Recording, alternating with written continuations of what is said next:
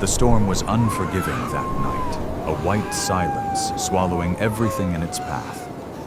Beneath that frozen sky, a German shepherd lay trapped, her hind leg crushed in a rusted steel trap, 3 tiny pups pressed against her for warmth, their cries barely louder than the wind. She was never meant to see another sunrise. But destiny had other plans.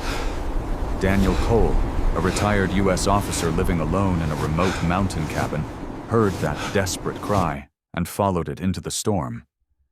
What he found would test the limits of mercy and change 4 lives, including his own. Before we begin, tell me, where are you watching from? Drop your country in the comments. And if you believe no living soul, human or animal, should be left behind in the cold, hit subscribe. This story might just restore your faith in miracles. The wind swept through the mountain valley with a ferocity that felt almost sentient, a living thing tearing at the edges of the world. Snow fell in relentless waves over Aspen, Colorado, burying roads, rooftops, and fences beneath a white oblivion. In the distance, the jagged spine of the Rockies disappeared beneath a blanket of cloud, their peaks swallowed whole by the storm. The air tasted of iron and pine, sharp and merciless, and the night sky, if you could still call it a sky, had dissolved into a gray nothingness. This was no postcard winter. This was nature, at its most unforgiving. Daniel Cole stood at the frost-bitten window of his grandfather's old cabin, watching the snow swirl like ghosts under the dim yellow glow of a single lantern. At 46, he carried the weary posture of a man who had lived more than one life. Once a decorated U.S. Army officer, Daniel had spent over 2 decades leading men in places most Americans would never set foot. Deserts where the wind carried dust like smoke, cities where walls bore the scars of centuries of conflict. He was broad-shouldered and tall, standing a little over 6 feet, his frame still muscular beneath the layers of flannel and wool. His square jaw was shadowed by several days of stubble, salt and pepper now more salt than not, and a thin scar ran from his temple to his cheek, a gift from a roadside explosion outside Fallujah that had taken 2 of his closest friends. There was a heaviness behind his gray-blue eyes, a kind of watchfulness that never faded, as if he were still scanning for threats that no longer existed. Those eyes had seen too much: the cost of leadership, the fragility of life, the ways people shattered under pressure. And after the war, life had shattered him too. His wife, Ellen, a gentle, freckle-faced teacher he had met in his 20s, had left 2 years ago. Too many nights staring at walls, too many conversations that ended in silence.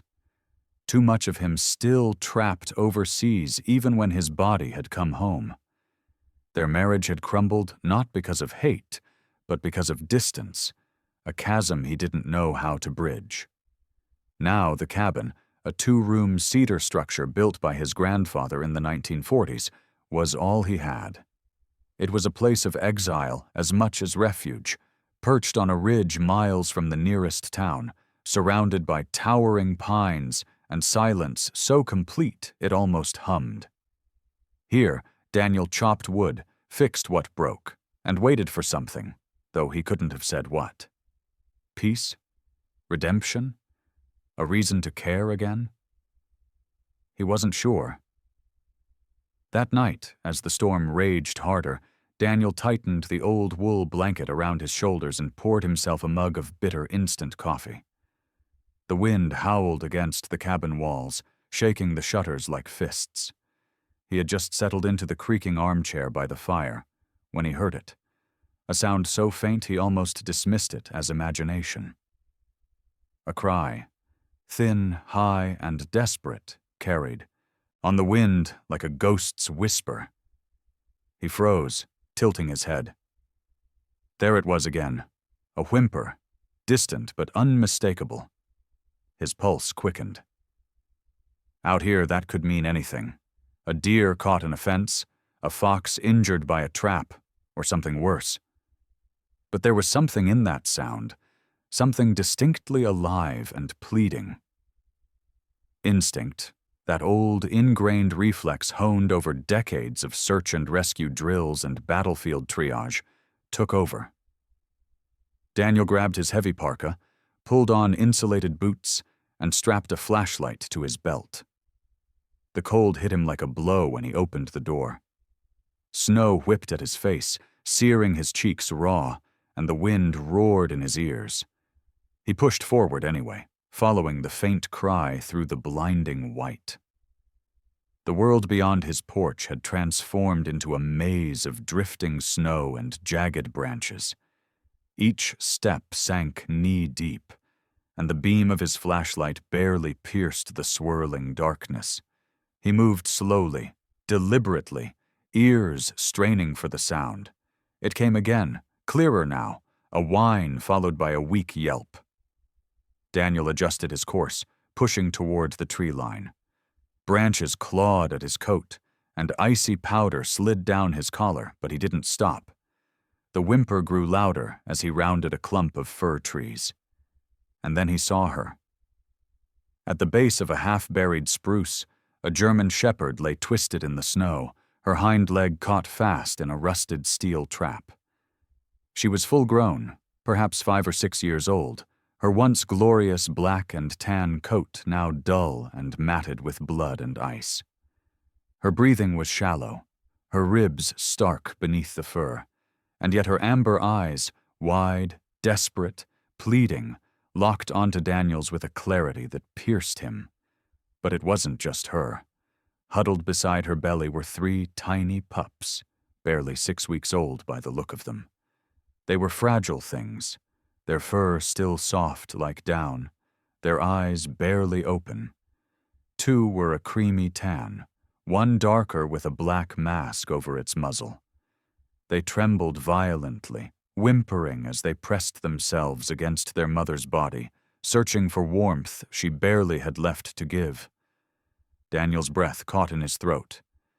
He had seen wounded soldiers before, men on the edge of life, clinging to existence by sheer will.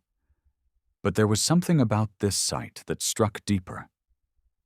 Maybe it was the way the mother's gaze never left his, even as pain racked her body. Maybe it was the blind, instinctive way the puppies clung to her, trusting her to protect them from a world that had already proven cruel.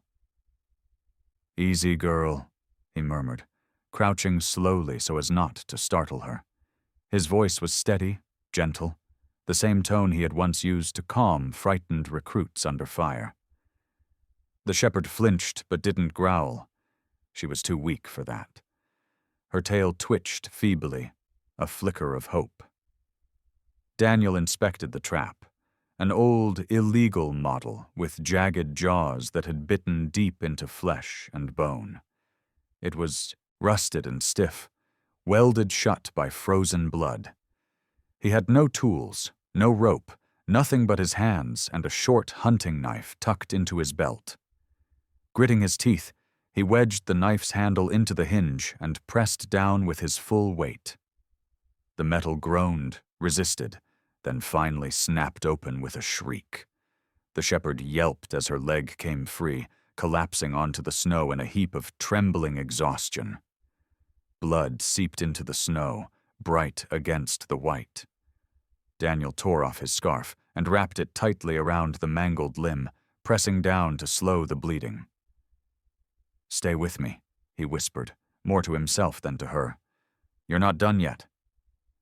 The pups stirred as he moved, one trying clumsily to climb onto his boot. He scooped them up gently, cradling their small, shivering bodies inside his coat, then lifted the mother into his arms. She was lighter than she looked, frighteningly so, and her head lolled weakly against his chest. The trek back was brutal. The storm seemed to fight him every step, pushing against his legs, filling in his footprints almost as soon as he made them.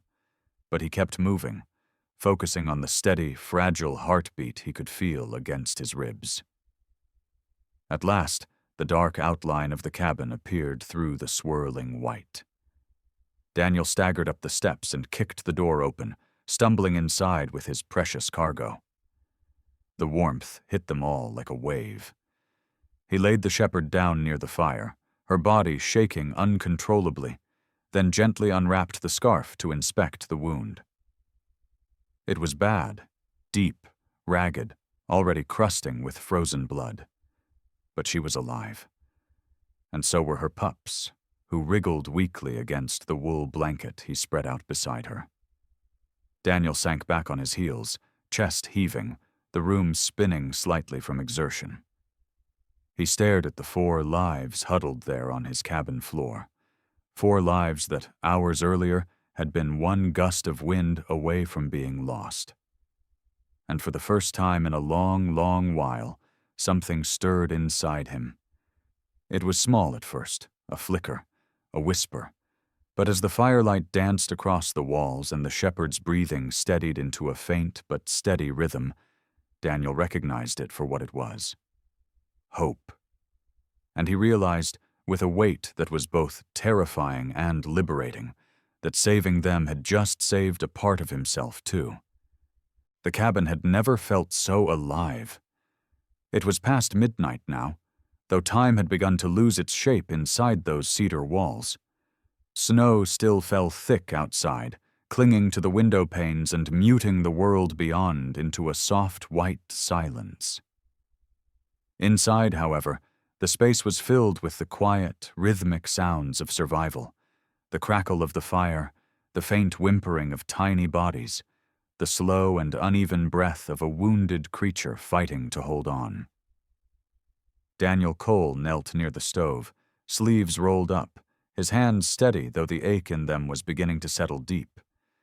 Years of training had hardwired his body to keep working long after fatigue set in. It was second nature now, the same instinct that had once kept soldiers alive on battlefields far from here. The German shepherd mother lay wrapped in an old wool blanket on a pile of folded coats near the hearth.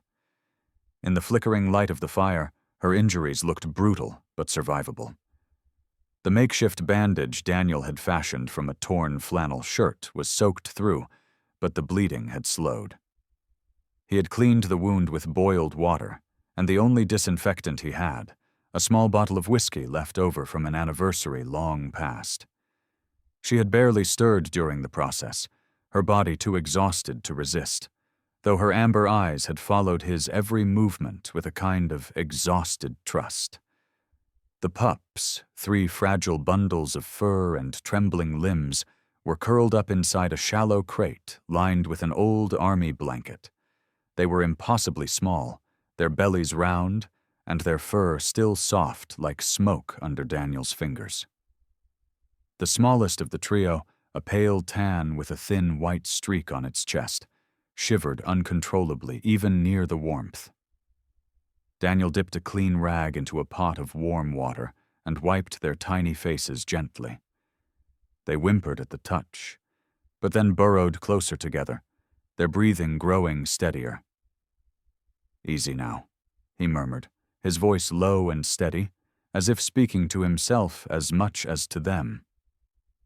"You're safe, all of you."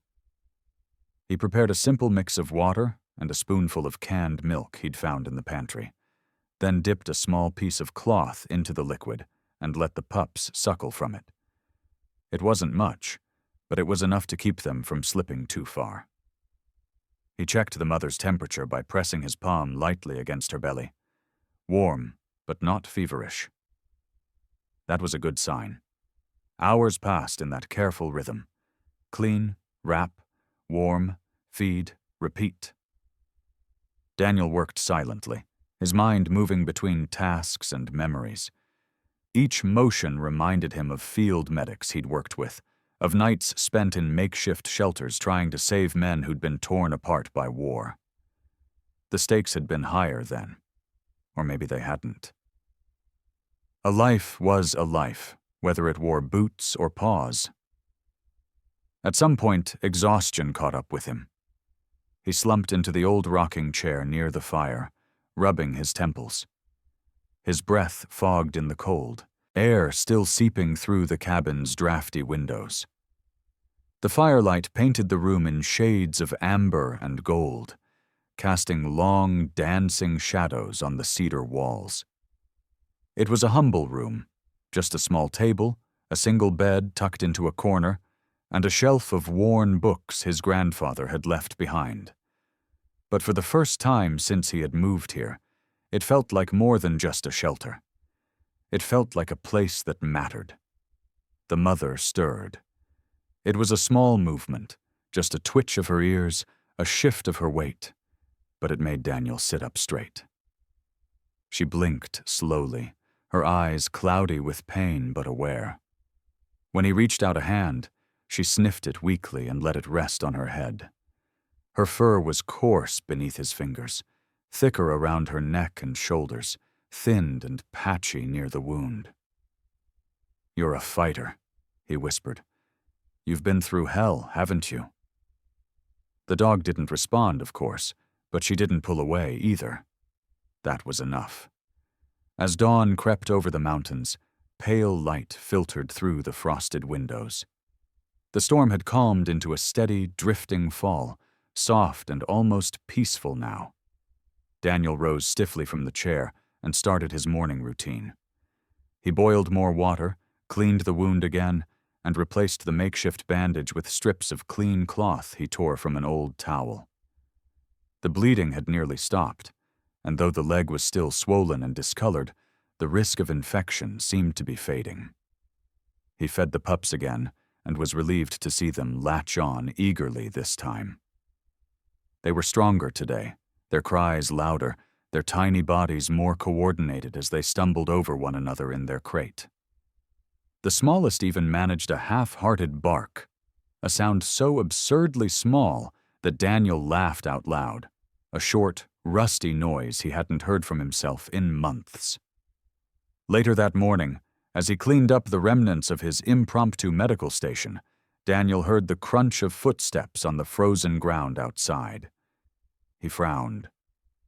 No one came this far into the mountains without a reason. He reached instinctively for the old hunting knife on the shelf and tucked it into his belt before opening the door. A woman stood on the porch, wrapped in a heavy maroon parka lined with fur. Her name was Martha Ellison, though Daniel only knew her from a brief introduction when he'd first arrived. Martha was in her early 60s, small and wiry, with silver hair tucked into a knitted hat and bright hazel eyes that missed nothing. Years of mountain living had etched deep lines into her sun-kissed skin, and her hands, though gnarled by arthritis, still moved with practiced efficiency. Martha had lived on the slope half a mile down for nearly 3 decades after her husband, a forest ranger, died in a winter avalanche. Since then, she'd learned to survive on her own, stubborn, self-reliant, and fiercely kind beneath a layer of blunt practicality. "Morning," she said briskly, her voice cutting through the cold. "I saw smoke and figured you were still alive. Thought I'd check." Daniel gave a tired smile. "Still here." She peered past him into the cabin and froze when she saw the mother dog lying near the fire. "Well, would you look at that?" she murmured. "Picked yourself up a family." "Found them last night," Daniel explained. "The mother was trapped. She's hurt pretty bad." Martha stepped inside without waiting for an invitation and knelt beside the injured dog. "You did good," she said after a moment. "The bandaging's clean. Leg's nasty, but I've seen worse. I've got some antibiotics back home, animal grade, but it'll help. I'll bring them by." "Thank you," Daniel said quietly. Martha straightened and fixed him with a knowing look. "You always had that look, the one people get when they think they're done caring. Looks like the world had other plans for you." Daniel said nothing. He didn't have an answer for her, not yet. When Martha left a few minutes later, promising to return with medicine and more supplies, the cabin felt strangely different. Warmer, less empty. Daniel sat back down beside the fire and watched the pups crawl clumsily over their mother's side. One yawned, a tiny pink tongue flicking out, and then all three collapsed into a sleeping pile of fur. The mother's breathing was steadier now, and when Daniel rested his hand on her side, he could feel the faint rhythmic beat of her heart beneath it. Something stirred inside him, something he had long believed was gone. Purpose, responsibility, maybe even hope. These 4 lives depended entirely on him now. And for the first time since leaving the army, Daniel realized that was exactly what he needed. The storm finally broke 3 days later, leaving behind a world blanketed in a thick, crystalline silence. Sunlight filtered weakly through the clouds, turning the snowdrifts into rolling fields of silver and white. The mountains around the valley stood majestic and still, their jagged peaks glinting like knives beneath the pale winter sun. It was the kind of quiet that could feel either peaceful or oppressive, depending on the state of one's heart. For Daniel Cole, it was the first time in years that the silence felt like something he wanted to wake up to. Life inside the cabin had shifted in small but significant ways. The once empty, echoing space now buzzed softly with the sound of life, the scuffle of tiny paws against the wooden floor, the faint whimpers of hungry mouths, the rhythmic breathing of a dog who refused to give up. The mother German shepherd had grown noticeably stronger. Though her injured leg remained wrapped and splinted, she could now lift her head without trembling, and even shift her weight enough to nuzzle her pups when they crawled too far away. Each time she licked Daniel's hand, when he changed her bandages or placed a bowl of warm broth near her, it felt less like instinct and more like gratitude. The 3 pups, once fragile and barely clinging to life, had transformed into curious little explorers. They were still small, perhaps 7 weeks old now, but their movements were steadier and their eyes brighter. The golden-colored pup, bold and clumsy, was the first to attempt everything. The first to try chewing on Daniel's bootlaces, the first to tumble off the crate's edge, the first to bark, a sharp, squeaky sound that made Daniel laugh out loud. The gray one was shy and cautious, often hiding beneath the table or behind its mother's tail, peeking out only when the room was still. The third pup, with its distinctive black mask and sharp, observant eyes, seemed different, always watching, always analyzing before making a move. It would sit still for long stretches, tilting its head as if trying to understand Daniel's every word. Routine began to shape Daniel's days. He rose with the dawn, fed the pups their mixture of warm milk and ground oats, cleaned the mother's wound, and split wood for the fire before the sun was fully up. The work was simple, repetitive, and yet, for the first time since leaving the army, it gave his life a rhythm.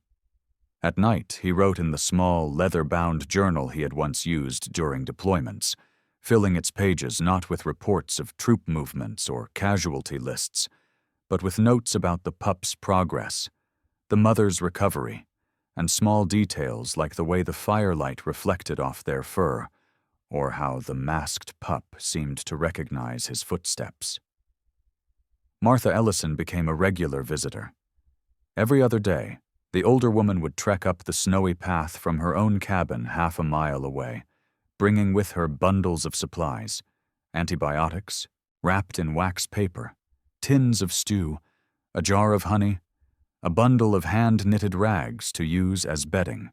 Each visit was brief but warm, filled with conversation that slowly chipped away at the isolation Daniel had built around himself.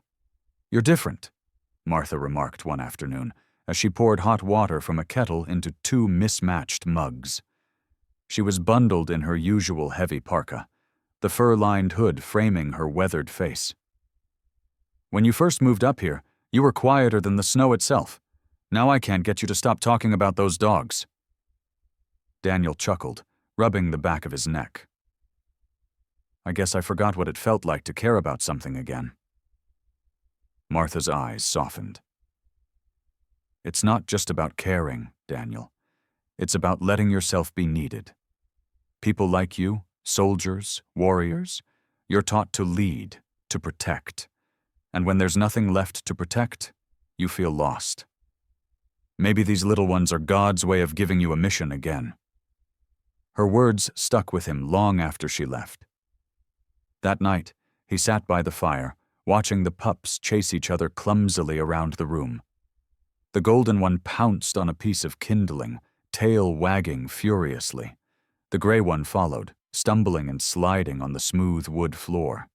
The masked pup simply observed from a safe distance before joining in with calculated precision. It was chaos, messy, noisy, alive, and Daniel realized that he didn't want the silence back. A few days later, he received an unexpected visitor.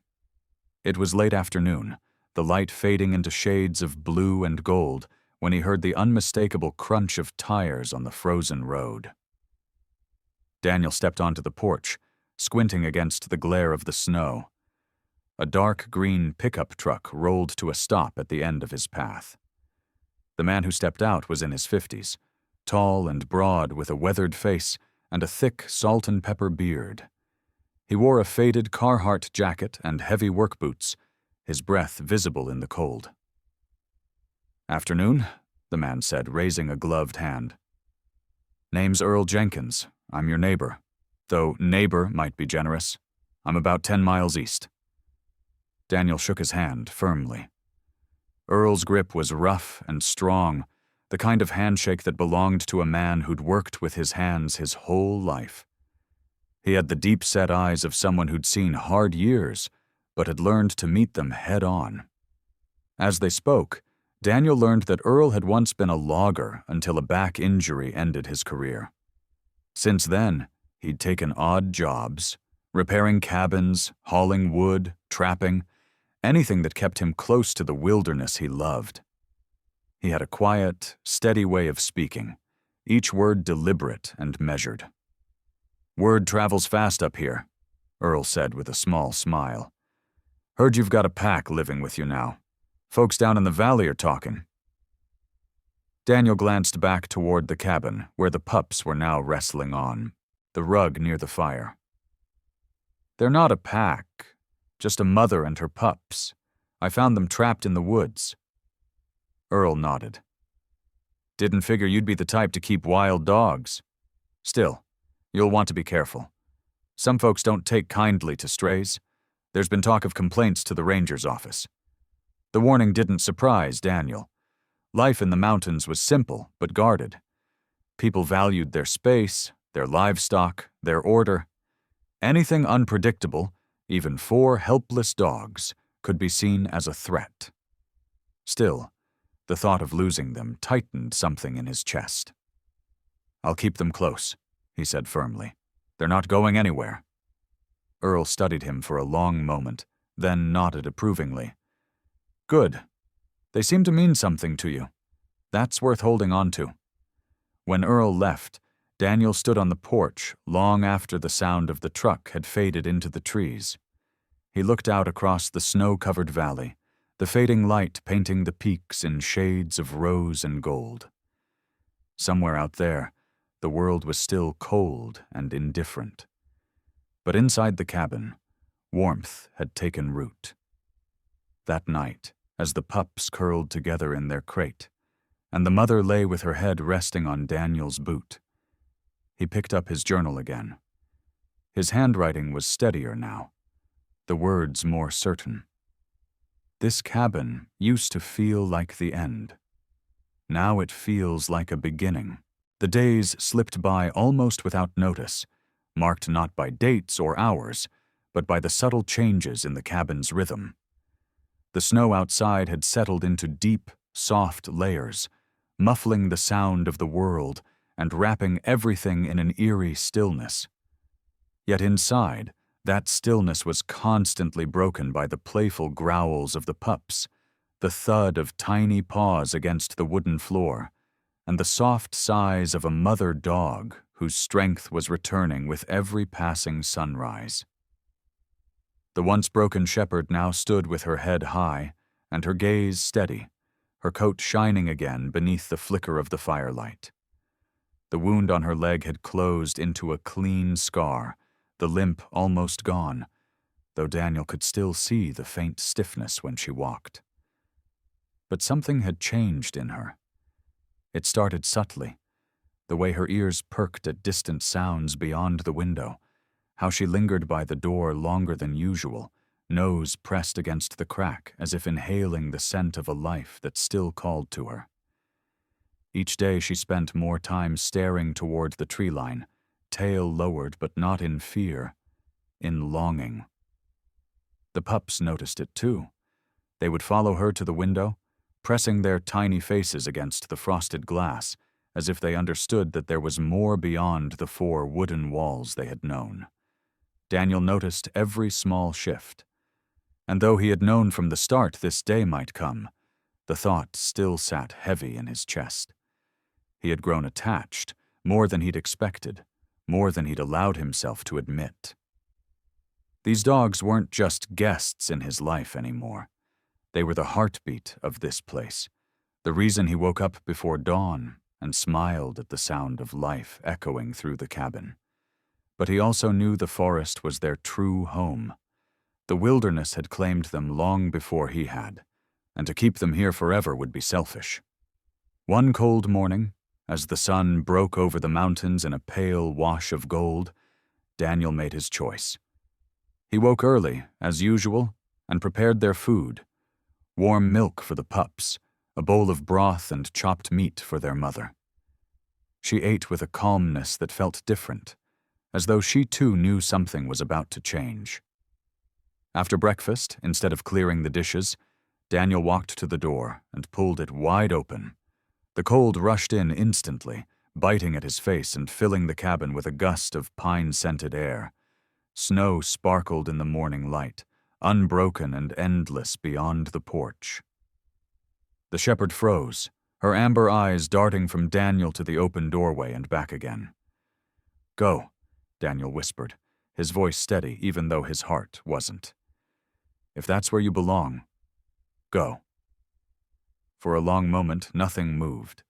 The pups tilted their heads, confused by this strange, new invitation. Then the mother stepped forward, slow and cautious, her paws crunching softly on the wooden floor. She turned once to look at Daniel, a look that seemed to hold 1,000 unspoken things: gratitude, trust, maybe even affection. Then she stepped into the snow. One by one, the pups followed her, their small bodies bouncing awkwardly as they disappeared into the white expanse. Daniel stood there long after they were gone, the cold seeping into his bones. He had expected the silence to return with their absence, but this silence was heavier than before. It was not the emptiness of solitude, but the ache of something lost. A chapter closed. He closed the door gently and walked back to the fire, now crackling alone. The cabin felt too big again, too quiet. The next few days blurred together. He tried to keep busy, chopping wood, cleaning tools, mending an old fishing net, but the absence was everywhere. The floor where the pups used to wrestle was empty. The blanket by the fire, once covered in fur and paw prints, lay untouched. Even his journal entries grew shorter, the words harder to find. And then, his body began to fail him. It started with a shiver one evening while he was hauling in a fresh load of firewood. The chill clung to him even after he'd sat by the fire for an hour. By morning, a fever had set in, burning deep behind his eyes and settling heavy in his chest.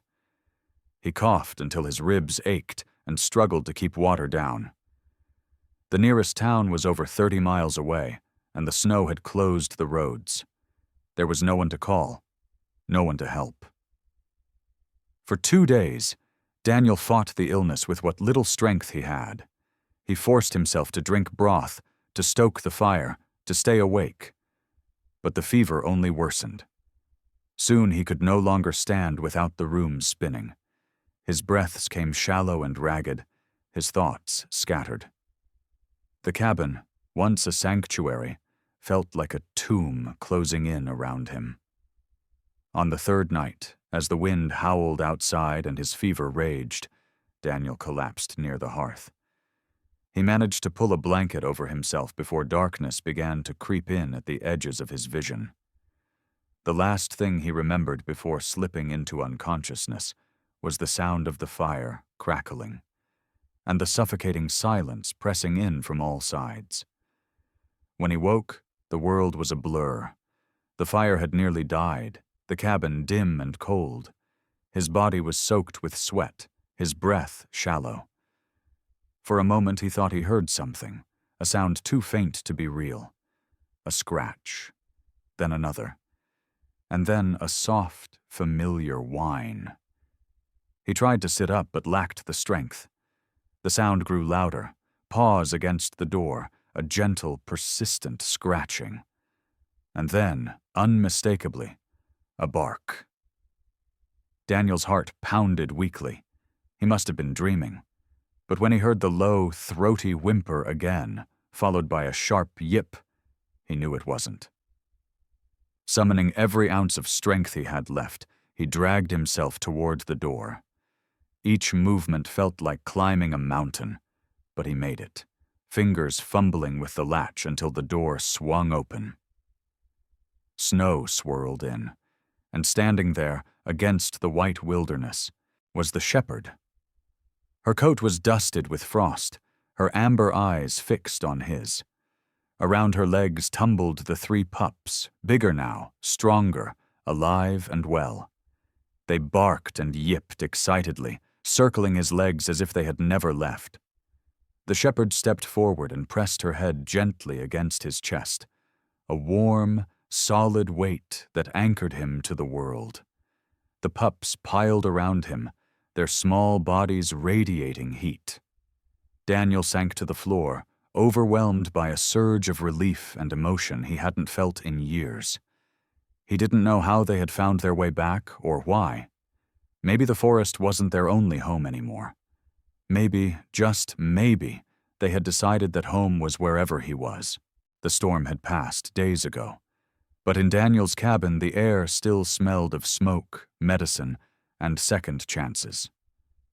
The fever that had gripped him so fiercely had finally broken, leaving behind a weakness that clung to his body like a heavy coat. Yet, despite the ache in his limbs and the dull pounding behind his eyes, Daniel felt a kind of peace he hadn't known in years. On the rug beside the fire, curled up in a warm tangle of fur and breath, lay the reason he was still alive. The German shepherd, who had once been on the edge of death, now strong, radiant, and watchful, dozed lightly, her ears twitching at every sound. Her 3 pups, bigger now, and with a spark of mischief in their movements, slept huddled against her side. He had named them the morning after they returned. The mother, with her deep sable and black coat that gleamed under the firelight, and eyes that held a warrior's resilience, he called Sable. The boldest pup, golden and full of reckless energy, became Scout, always the first to explore. The quiet gray one, cautious and observant, was Whisper, and the masked one, with a streak of curiosity and cleverness that reminded Daniel of a thief who stole peace only to return it as joy, was Bandit. Speaking their names aloud had felt strange at first, as if giving them names somehow made them his. But now it felt right. They were not just strays he had saved. They were family. Each morning began the same way. Daniel would wake to the sound of claws skittering across the wooden floor, tails thumping against furniture, and the cheerful chaos of 4 lives greeting the day. Scout always reached the door first, whining impatiently for it to open. Whisper would hang back, peering cautiously around Daniel's legs. Bandit, ever the clever one, often found something to drag into the middle of the room. A boot, a stick, once even the kitchen towel. and Sable, dignified and steady, watched them all with a mother's mix of pride and patience. Together they stepped into the frozen world outside. The mountains glowed pink with the sunrise, the snow crisp and glittering under their boots and paws. The pups tumbled over one another, chasing shadows and yipping into the empty air. Sable trotted beside Daniel, her gait smooth and strong despite the faint limp that remained from her injury. For the first time in years, Daniel felt something stir inside him each time he watched them play. A sense of belonging, of purpose. He wasn't just surviving anymore. He was living. Still, life in the mountains was never easy. The snow was deeper than usual this season, and Daniel's strength hadn't fully returned. The daily tasks, chopping wood, hauling water from the stream, clearing the path to the shed, left him exhausted more quickly than they used to. But now, there was help. The pups followed him everywhere, turning every chore into an adventure. They barked at the axe as it split logs, chased each other in circles while he shoveled snow, and sometimes toppled into the water bucket he carried back from the stream, soaking their fur and shaking themselves dry all over his boots. Even Sable pitched in, dragging small branches toward the firewood pile with surprising determination. Their presence transformed the cabin. Where once the silence had been heavy and oppressive, now it was alive with the sounds of breath and movement and joy. At night, after the day's work was done, Daniel would sit by the fire with a mug of coffee, the dogs curled around him in a soft, warm circle. Scout often sprawled across his boots. Bandit would sneak up to lick his hand, and Whisper, shy but loyal, nestled just close enough to feel his heartbeat. Sable lay beside him, head resting gently against his knee, her eyes half closed but always alert. Sometimes Daniel spoke to them. It wasn't something he had planned. The words just came.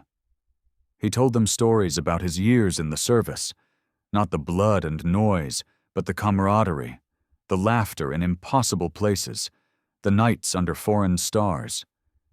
He spoke of his grandfather, the man who built this cabin, and taught him the value of hard work and quiet strength. And sometimes, without meaning to, he spoke of Emily, the woman he once loved and lost, and how he'd thought he'd never feel needed again. The dogs didn't answer, of course, but their presence was its own kind of reply. They listened. And in their silence, Daniel found comfort. As the days stretched into weeks, the bond between man and dogs deepened. They developed routines, shared rituals that shaped their new life together. Each morning, Daniel fed them before himself, making sure the pups had warm meals, and Sable had enough protein to keep her strength. In the afternoons, they ventured beyond the cabin to explore the surrounding woods.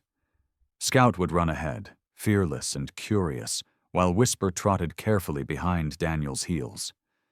Bandit darted between them all, always testing boundaries, always pushing a little further. And Sable, ever vigilant, kept them in line with a low bark whenever they strayed too far. One afternoon, while gathering firewood deeper in the forest, Daniel spotted fresh tracks in the snow, the delicate prints of a fox, and, larger and more concerning, the heavy marks of a lone coyote. He paused, scanning the tree line. The forest was silent, too silent. He called the pups back, his voice calm but firm, and they returned quickly, crowding around his legs. Sable stood still, nose lifted, ears pricked. She had sensed it too. For a long moment they waited, the cold wind brushing past their faces. Nothing moved. The danger, if there was any, remained unseen. Still, the experience reminded Daniel of something he'd nearly forgotten. Life here was beautiful, but it was also fragile. That night, as he sat by the fire watching the dogs sleep, he realized just how much they had changed him. Before they came into his life, He had been content to drift through his days, isolated from the world, expecting nothing and asking for less. But now, every decision mattered again. Their survival depended on him. Their trust had been given freely, and he would not fail them. For the first time in years, Daniel allowed himself to dream about the future. Maybe he would repair the old barn behind the cabin, turn it into a shelter where the dogs could sleep when they weren't inside. Maybe he'd start writing again, not just the short journal notes he'd been scribbling, but real stories inspired by this unlikely family he had built. Or maybe, just maybe, he would open his heart enough to let other people back into his life. As the fire burned low and the last embers glowed red, Daniel looked down at the sleeping dogs, at Sable's steady breathing, at Scout twitching in his dreams, at Whisper curled into a ball, and Bandit sprawled belly up without a care in the world. He smiled, a small, genuine smile that reached his eyes. "Looks like we made it," he whispered. And for once, the cabin didn't echo his words back. It held them close, warm and alive, just like the family gathered inside. The first rays of spring sunlight were still weeks away, but something had shifted in Daniel's world. The days were no longer measured by the bitterness of the cold or the silence of the snow. They were measured instead by the joyful chaos of paws thudding across the cabin floor, by warm breath curling against the windows, by the sound of life where once there had been none. The long winter that had once seemed endless now felt different. Not a sentence, but a season. And in the heart of that season, Daniel was no longer alone. Each morning began before dawn, with the familiar symphony of barking and scratching at the door. Scout was always the first to stir, bounding across the room like a small golden comet, eager to chase whatever waited beyond the cabin walls. Whisper, more cautious, always hung back, blinking sleepily before stretching his lean gray body and padding quietly after his brother. Bandit was last to rise, but once awake, his clever eyes darted around, already scheming mischief. Sable, as always, watched over them all, her strong frame now fully recovered, her amber eyes sharp and calm. She moved with the confidence of a queen in her kingdom, and to Daniel, that's exactly what she was. The days had settled into a rhythm that felt natural, almost sacred. Daniel's strength had returned fully now. He woke early to split wood and fetch water, his breath rising in steady clouds against the mountain air. The dogs followed him everywhere, Scout leaping through drifts of snow with fearless energy, Whisper weaving silently behind his legs, Bandit carrying stray sticks back to the cabin as if collecting trophies. Even Sable joined in, pacing beside Daniel with an alertness that reminded him of the soldiers he once commanded. They were a team now, not by design, but by bond. One morning, as the fire crackled inside and the smell of coffee filled the cabin, Daniel sat at the old oak table by the window with a pen in his hand. Before him lay a single sheet of yellowed paper, a letter he had been meaning to write for weeks. The recipient was Captain Will Garvey, an old friend from his military days. Will was in his early 50s now, tall and broad-shouldered with a rugged, weather-beaten face and a deep voice that always carried authority. He had spent decades in the service before retiring to work as a park ranger in Colorado. Will had been Daniel's commanding officer once, tough, principled, and unyielding. But more than that, he had been a brother in arms, someone who had seen Daniel at his best and at his worst. Daniel had not written to anyone in years, but now words came easily. "Will," the letter began, "I never thought I'd say this, but I think I've found a reason to keep going. Out here, in the middle of nowhere, a miracle found me. 4 of them, actually. A shepherd and her 3 pups. They nearly froze to death the night I found them, and in saving them, I think they saved me too." I didn't realize how much I'd forgotten what it felt like to care about something, to be needed again. He paused, glancing toward the fire where Sable lay, her pups sprawled around her in a lazy pile of fur and dreams. Bandit stirred in his sleep, letting out a soft, comical bark. Scout snored loudly, paws twitching. Whisper, as always, was the picture of serenity, curled in a perfect circle. Daniel smiled. "They've turned this cabin into a home," he wrote. "I hung their photo next to my medals yesterday. Feels like they belong there. The proudest mission I've ever completed. You always told me life after service would test me in ways the battlefield never could. You were right. But I think I'm finally passing that test." He signed the letter simply. Your brother, Daniel. That afternoon, after sealing the envelope and leaving it near the door to post on his next trip to town, Daniel turned his attention to the cabin itself. Months of survival living had left it cluttered and chaotic. Now, with the dogs by his side, he tackled the space with a sense of purpose. He mended a loose hinge on the front door, replaced a cracked window pane, and scrubbed the floors until the wood gleamed. He even took down the old photographs that had hung untouched for years, images of dusty battlefields and faces he no longer recognized, and replaced them with new ones. In the center of the wall, above the fireplace, he hung a picture he had taken just days earlier. Sable standing proudly in the snow, Scout mid-leap beside her, Whisper watching the horizon with quiet curiosity, and Bandit caught mid-bark. It was, he thought, the most beautiful photograph he had ever taken. Not because of what it showed, but because of what it meant. As the days passed, Sable's instincts drew her back to the forest again. At first, she lingered near the edge of the clearing, watching the tree line as if listening to a distant call. Then, one morning, she led her pups into the woods. Daniel watched them go, his heart heavy but understanding. He told himself they might not come back this time. And yet, as the sun dipped low that evening and painted the snow in shades of rose and gold, he heard the familiar sound of paws against the porch. Sable returned, her pups tumbling after her, their fur dusted with frost, and their eyes alight with joy. This time Daniel knew they weren't leaving. The forest was part of them, but so was this cabin. They had chosen it, chosen him.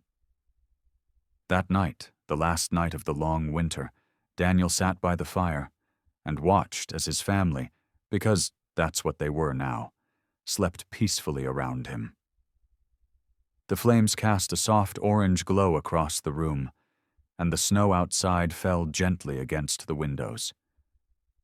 Sable lay closest to the fire, her breathing deep and steady. Scout had claimed a spot near the door, ready to greet whatever adventure came next. Whisper slept, tucked under Daniel's chair, silent and loyal. Bandit sprawled belly up in front of the hearth, unbothered by the world. Daniel leaned back in his chair, the warmth from the fire seeping into his bones. "You saved me," he whispered, his voice barely more than breath. "More than I ever saved you." The words hung in the air, honest and unadorned. And for the first time since the war, since the divorce, since the long nights of silence and regret, Daniel truly believed them. It wasn't the grand moments, not the battles or the medals or even the survival itself, that had brought him back to life. It was this: 4 beating hearts, a home full of warmth, and laughter echoing softly against the cabin walls. It was the simple, ordinary miracle of love, unconditional, messy, and wild. And as the fire burned low and the snow fell gently outside, Daniel realized something else. Miracles didn't always come with thunder or lightning. Sometimes they arrived quietly, on 4 small paws, and reminded a broken man that life was still worth living. Sometimes God's greatest miracles don't arrive with thunder in the sky or angels singing from above. Sometimes they come quietly, on 4 small paws, in the warmth of a loyal heart, in the second chance we never thought we'd deserve. Just like Daniel, we all go through seasons of cold, moments when life feels heavy, empty, or hopeless. But it's in those moments that God often sends us reminders of His grace. A friend who shows up when we're broken, a stranger's kindness when we feel invisible, or even the unconditional love of an animal that teaches us how to live again.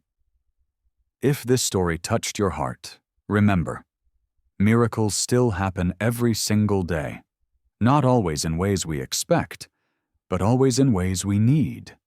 And maybe, just maybe, you are meant to be that miracle for someone else. May God bless you and everyone you love. May He guide you through your storms and fill your home with warmth, laughter, and light. If you believe in second chances, in grace, and in the power of love, share this story with someone who needs hope tonight. Tell us in the comments how God has worked a miracle in your life. And don't forget to subscribe for more stories that restore faith in kindness, love, and the beautiful ways God works through even the smallest moments.